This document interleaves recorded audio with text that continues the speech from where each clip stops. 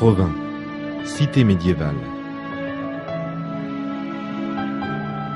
Sur le plateau Briard, le dôme d'argent de la collégiale Saint-Kyrias et la pointe en crayon de la tour César dominent, s'imposent.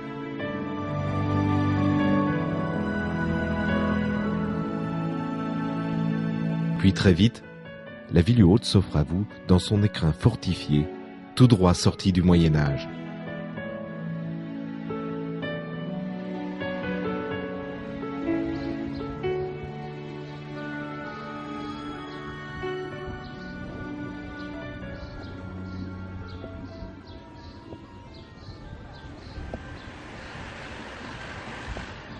Allez, viens.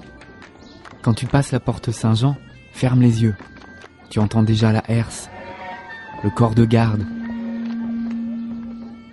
les archers. Et depuis le chemin de Ronde, tous les Provinois acclamant leur seigneur Thibaut IV, comte de Champagne, de retour de croisade en cette année 1241. À Provins, on se croirait vraiment au Moyen-Âge. Au XIIe et XIIIe siècle, l'amélioration des outils agricoles et une période de stabilité politique ont permis un renouveau économique et social auquel participait pleinement la ville de Provins.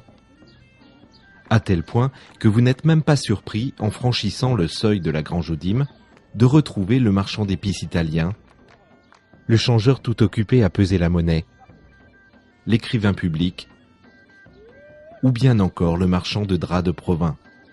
Vous voilà transporté 700 ans en arrière, lorsque les foires de Champagne formaient le plus grand centre socio-économique d'Europe.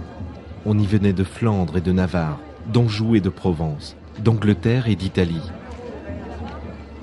Les marchands louaient les maisons sur place pour stocker, vendre et échanger leurs marchandises, rapportées souvent de contrées lointaines, situées bien au-delà des frontières du royaume de France.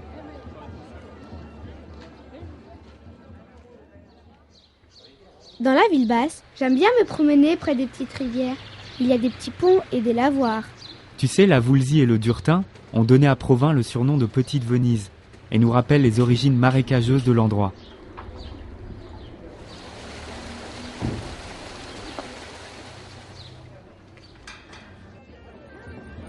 Hé, on entend du monde vers la tour là-bas.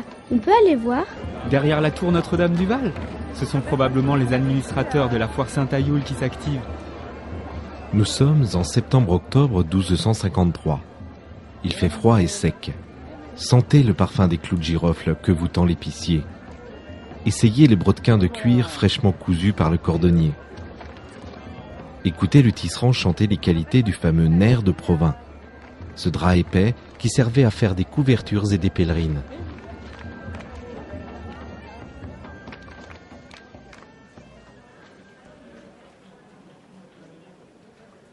Au bas de la rue Saint-Thibault, l'ancien palais des comtesses de Champagne, devenu Hôtel-Dieu, forme sas vers un monde insoupçonné.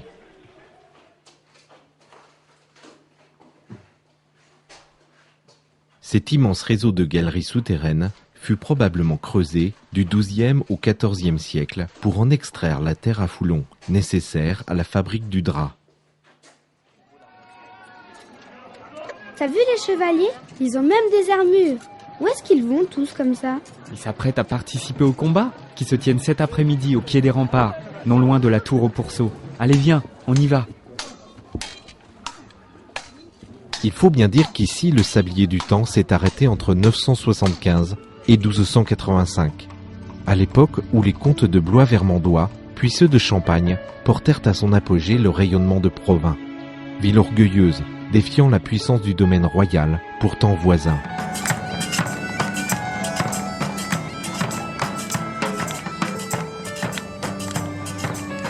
Arrivé en haut de la rue Saint-Thibault, vous découvrez la place du Châtel. Au Moyen-Âge, une centaine de puits alimentaient la ville haute en eau potable. La croix aux édits tire son nom de la coutume. C'est à son pied que se rassemblaient les Provinois pour la lecture publique des édits comtaux et royaux. Asseyez-vous sur son banc de pierre. N'entendez-vous pas la voix des changeurs qui firent la richesse de la cité? N'oubliez pas que sous Thibaut IV, Provins, ville de foire, comptait jusqu'à 10 000 habitants Bathé-Monnaie, le fameux denier de Provins, est figuré pour la 5e ville de France. Provins se situait alors au carrefour de plus de 11 routes commerciales et pas moins de 3000 artisans, regroupés en quartiers et corporations, y faisaient briller leur savoir-faire.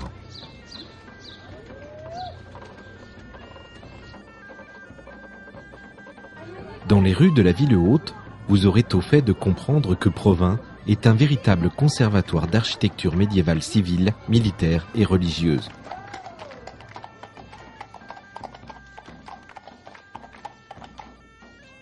En l'honneur des comtes, commencez par la tour César. Elle fut bâtie au XIIe siècle par la volonté d'Henri le Libéral, comte de Champagne, l'un des plus puissants et des plus lettrés seigneurs de France de son temps.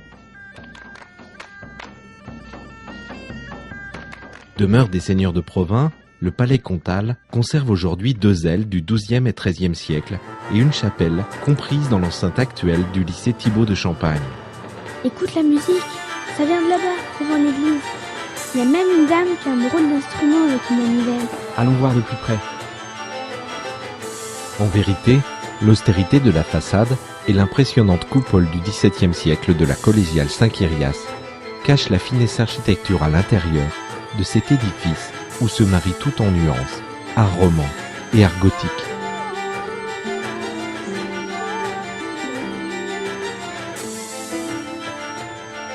Un jour à Provins suffit à peine pour en découvrir toutes les richesses cachées.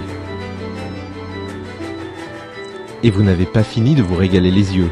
Moult demeures médiévales très bien conservées, avec façade à fenêtres ogivales, salles voûtées, chapiteaux remarquables, carreaux de Provins, cuisine et même cheminée vous attendent au coin de chaque rue, au seuil de chaque place.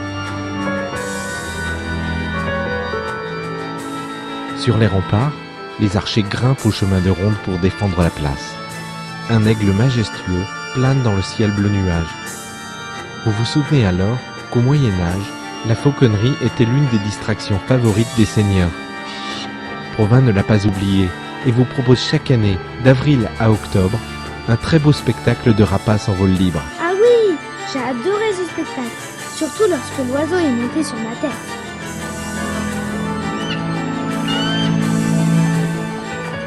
À la porte de Jouy, un bruit de sabots se fait entendre. Mais c'est qui ce chevalier? C'est le chevalier à la rose. Il a été chargé par Thibaut IV de rapporter une rose de Damas lors de sa participation aux croisades.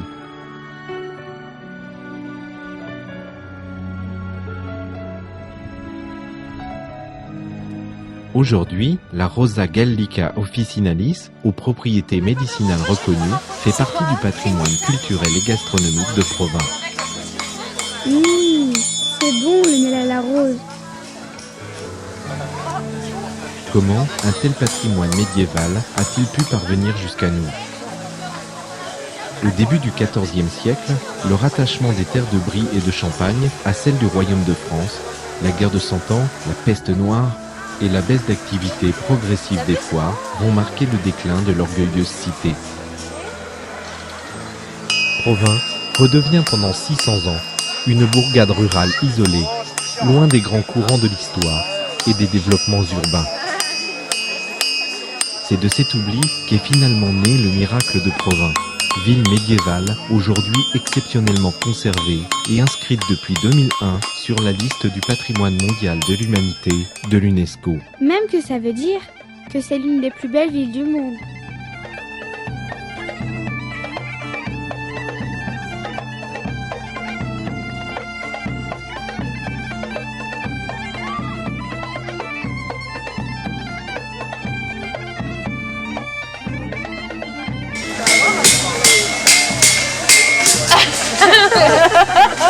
Bah c'est vrai, on sait pas. Attendez, parce que... Oui. Alors, on y va. Ah oui, on devrait tourner plus le poignet comme ça. Ouais. Ça, nous, on tourne pas le poignet comme... Et voilà.